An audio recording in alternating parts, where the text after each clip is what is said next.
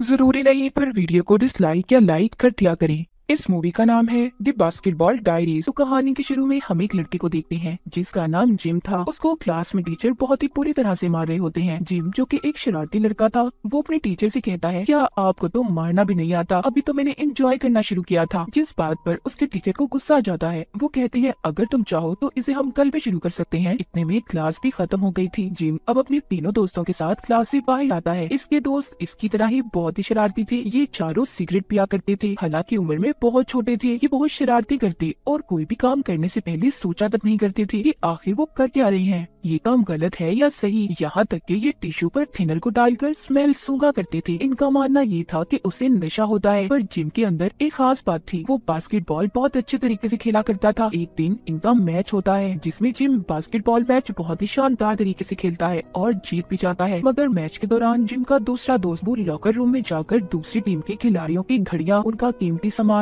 और पैसे तक चोरी कर लेता है। जब जिम मैच को जीतने के बाद दोस्तों के साथ बाहर आता है तो यहीं पर उनके सामने दूसरी टीम के खिलाड़ी खड़े थे जो ये कह रहे थे कि तुमने हमारा जो कीमती सामान चोरी किया है वो हमें वापस कर दो। पर जिम और उसके दोस्त इस बात को मानने के लिए तैयार ही नहीं थे, इसीलिए ये टीम के साथ लड़ना शुरू हो जाते हैं। दोनों एक दूसरे को मार रहे थे। जिसके बाद हम देखते हैं जिम हॉस्पिटल में अपने एक दोस्त से मिलने जाता है जिसको ब्लड कैंसर था। जिम का ये दोस्त जब 6 साल का था, जब से इनकी बहुत अच्छी दोस्ती थी। जिम का दोस्त भी ये जानता था कि वो बहुत अच्छा बास्केटबॉल प्लेयर है। मगर 2 साल पहले जिम के दोस्त को पता चला कि वो बीमार है। जिम दिल से चाहता था कि उसका दोस्त ठीक हो जाए क्योंकि ये उसे दुनिया में अपना सबसे करीबी मानता था। जिम उसे घुमाने बाहर लेकर जाता है मगर उसे ये बिल्कुल भी अच्छा नहीं लगता, इसलिए जिम उसे वापस से हॉस्पिटल छोड़कर अपने घर आ जाता है। जिम ज्यादातर अपना वक्त स्कूल के 3 दोस्तों के साथ रहकर गुजारा करता था। उसके पास बास्केटबॉल के साथ साथ एक और महारत थी, वो थी उसकी राइटिंग। जब भी जिम के दिमाग में कोई ख्याल आता, कोई पोयम, तो वो उसे अपनी डायरी में लिख लिया करता था।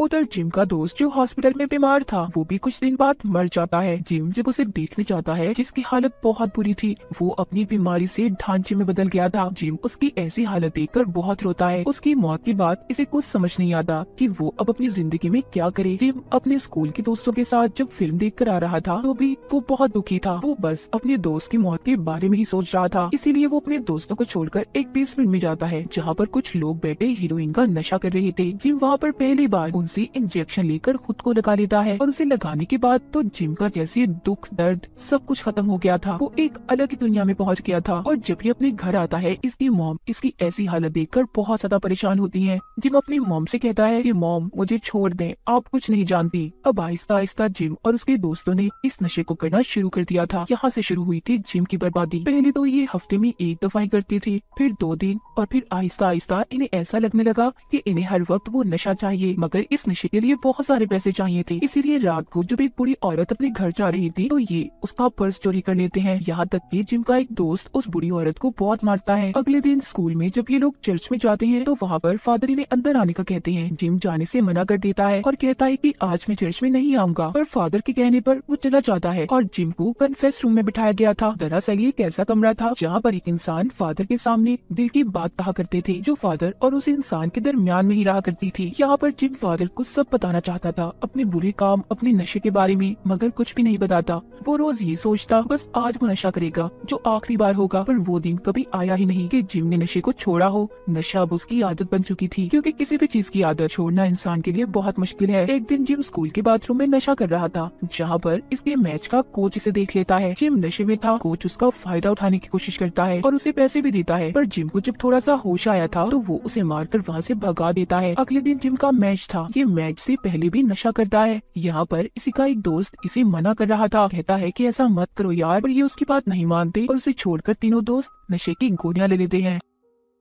अब जब मैच शुरू होता है तो जिम और उसका दोस्त जिसने नशे की गोलियां ली थी, ये दोनों होश में नहीं थे। ये बहुत ही बुरी तरह से मैच को हार जाते हैं। जब स्कूल के फादर को ये बात पता चलती है कि ये सभी नशा करते हैं तो वो वहाँ पर पुलिस को ले आए थे और इन्हें 1 हफ्ते के लिए सस्पेंड भी कर देते हैं। वहाँ पर कोच ने भी इन्हें अपनी बास्केटबॉल टीम से निकाल दिया था। जिम को इस बात पर बहुत गुस्सा आता है। वो अपने स्कूल के फादर से कहता है कि आप क्या मुझे स्कूल से निकालेंगे, मैं खुद ही आपके स्कूल को छोड़कर जा रहा हूँ। अब जिम का दोस्त जिसने इसे नशा करने से मना किया था वो अभी भी स्कूल में ही था, पर जिम और उसके बाकी तो दोस्तों को स्कूल से निकाल दिया गया था। जिम जब अपने घर जाता है तो उसकी मॉम उससे पूछती है कि तुम्हें स्कूल से क्यों निकाला गया, जिस पर वो कहता है कि हमारी कोई गलती नहीं है, हमने कोई नशा नहीं किया, हमें साजिश करके स्कूल से निकाला गया है। जब जिम की मॉम उसको नशे की गोलियां दिखाती है जो उसने घर पर छुपाई हुई थी, वो पूछती है तो ये क्या है, ये क्या विटामिन की गोलियां हैं। इस बात पर जिम की मॉम को बहुत गुस्सा आ गया था और वो उससे कहती है कि निकल जाओ मेरे घर से। जिम भी गुस्से में अपनी मॉम के घर को छोड़ देता है। उसकी मॉम उसकी ट्रॉफी को भी घर से बाहर फेंक देती है जो उसने मैच में जीती थी। जिम अपनी मॉम से ये कहकर चला जाता है कि अब वो कभी वापस अपने घर नहीं आएगा। उसकी मॉम कहती है कि ऐसा मत कहो जिम, सुधर जाओ, क्योंकि वो उससे बहुत प्यार करती थी। वो नहीं चाहती थी कि जिम अपनी जिंदगी बर्बाद करे। अब जिम उस ट्रॉफी को उठाता है और कूड़े के डब्बे में डाल देता है। जिम जब अपने दोस्तों के पास जाता है तो उसे और उसके दोस्तों को अब नशे की जरूरत थी, पर उनके पास पैसे नहीं थे, इसीलिए वो एक गाड़ी को भी चोरी कर लेते हैं क्योंकि नशा अब उनकी जरूरत बन गया था। उनके लिए यही उनकी दुनिया थी। उन्हें असल दुनिया से कोई फर्क ही नहीं पड़ता था कि असल दुनिया में हो क्या रहा है। उनकी आदतें दिन ब दिन खराब होने लगी थी। वो अब एक स्टोर में भी चोरी करने जाते हैं जहाँ पर जिम का एक दोस्त जिसका नाम मिकी था उसको गन मिलती है जो कि नकली थी, पर फिर भी ये उसे अपने पास रख लेता है। जिम का जो दूसरा दोस्त था वो पूरे नशे में था, उसे समझ नहीं आ रहा था कि वो क्या कर रहा है। तभी वहाँ पर भी पुलिस आ जाती है। जिम और मिकी अपने दोस्त को होश में लाने की कोशिश करते हैं कि पुलिस आ गई है, होश में आओ, पर वो होश में नहीं आता। इसीलिए ये दोनों उसे वहीं पर छोड़कर चले जाते हैं। उस दोस्त को पुलिस ने पकड़ लिया था। उधर जिम और मिकी वो दोनों एक बार में आते हैं जहाँ पर टीवी में वो चलती खबर को देखते हैं जिसमें इन्हीं के स्कूल के बच्चे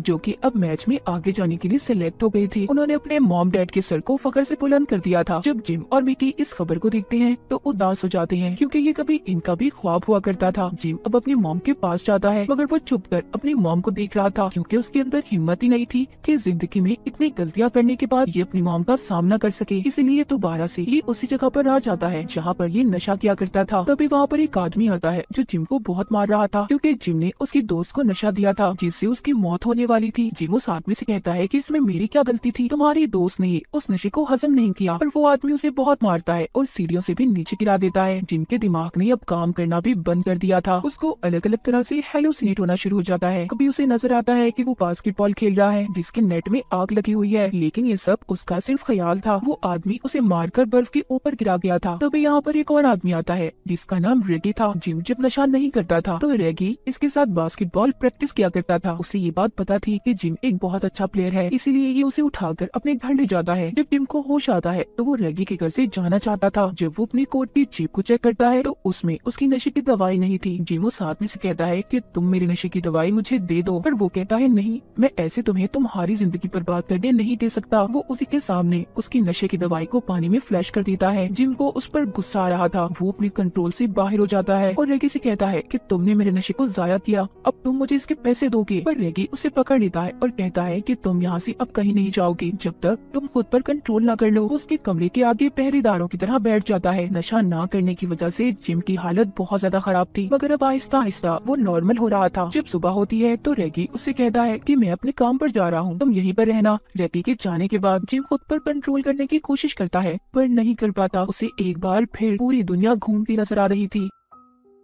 वो रेगी के घर में पैसे ढूंढने लगता है पर उसे नहीं मिलते, इसीलिए वो अब यहाँ से एक लड़की के पास जाता है जो पहले कभी इसकी दोस्त हुआ करती थी। ये लड़की भी नशा करती थी। जिम अब उससे पैसे मांगता है पर वो नहीं देती क्योंकि एक बार इसने भी जिम से पैसे मांगे थे पर जिम ने देने से मना कर दिया था। जिम उसकी बहुत मेहनत करता है, इसीलिए वो लड़की अब बैग से पैसे निकाल कर जमीन पर फेंक देती है और चली जाती है। जिम को उसकी इस हरकत पर बहुत गुस्सा आता है। वो कहता है मैं जानता हूँ तुम कौन हो, तुम एक बुरी लड़की हो, पर वो वहाँ से चली गई थी। अब जिम जमीन पर गिरे हुए पैसों को उठा लेता है क्योंकि वो ऐसे स्टेज पर था जहाँ पर इज्जत नफ्स कोई मायने नहीं रखता। लेकिन अब ये पैसे भी नशा करने के लिए काफी नहीं थे, इसीलिए जिम एक बुढ़िया आदमी के साथ गलत काम करके पैसे लेता है, जिसके बाद ये अपने दोस्त मिकी के पास जाता है और ये दोनों मिलकर एक आदमी के पास जाकर उससे नशा खरीदते हैं। मगर जब ये उसे टेस्ट करते हैं तो वो नशा नकली था। ये दोनों भागकर उस आदमी के पीछे जाते हैं जो भागता भागता एक बिल्डिंग की छत पर आ गया था। मिकी जब उसे पकड़ने की कोशिश करता है तो उस आदमी का पाँव स्लिप हो जाता है जिससे वो नीचे गिरकर मर गया था। जीप जब वहाँ पर पहुँचता है तो मिकी से कहता है कि तुमने क्या कर दिया,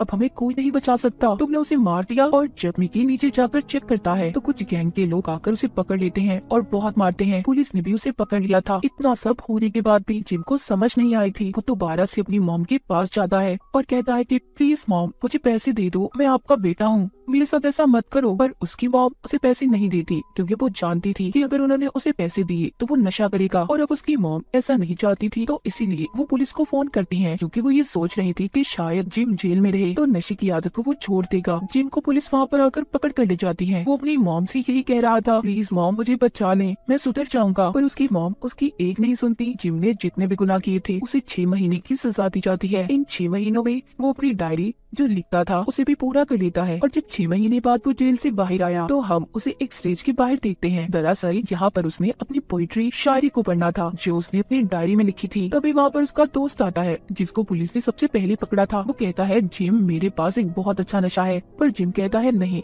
मैंने ये सब कुछ छोड़ दिया है, मैं वापस से उस दुनिया में नहीं जाना चाहता, पर मेरे दोस्त अपना ख्याल रखना। इतना कहकर वो स्टेज पर आ जाता है जहाँ पर वो सबको अपनी शायरी सुनाता है जो सबको बहुत अच्छी लगती है। सब तालियां बजा रहे थे। आखिर में हमें बताया जाता है कि जिम ने 17 साल की उम्र में अपनी डायरी को पूरा किया जिसका नाम था द बास्केटबॉल डायरीज, जो इस मूवी का नाम भी है, जो कि बहुत ज्यादा मशहूर हुई थी। और 22 साल तक जिम कैरोल के 2 नॉवेल्स भी पब्लिश हुए। तो ये थी कहानी जिम की, जो हमें ये मैसेज देती है कि अपनी जिंदगी में हमेशा सही रास्ते पर चलें, बुरी हरकतों से बचें और बुरे दोस्तों की सोबतों से दूर रहें। हर बुरा काम करने से पहले या किसी भी बुरी चीज को अपनी आदत बनाने से पहले ये सोच लें कि इसका असर आपके माँ बाप की जिंदगी पर भी पड़ता है। अगर जिम की मॉम उस दिन पुलिस को ना बुलाती तो जिम कभी भी नशे को ना छोड़ता और शायद वो साल बाद मर जाता। तो हर बुरी आदत से दूर रहे, इसी मैसेज के साथ ये कहानी यहीं पर खत्म हो जाती है।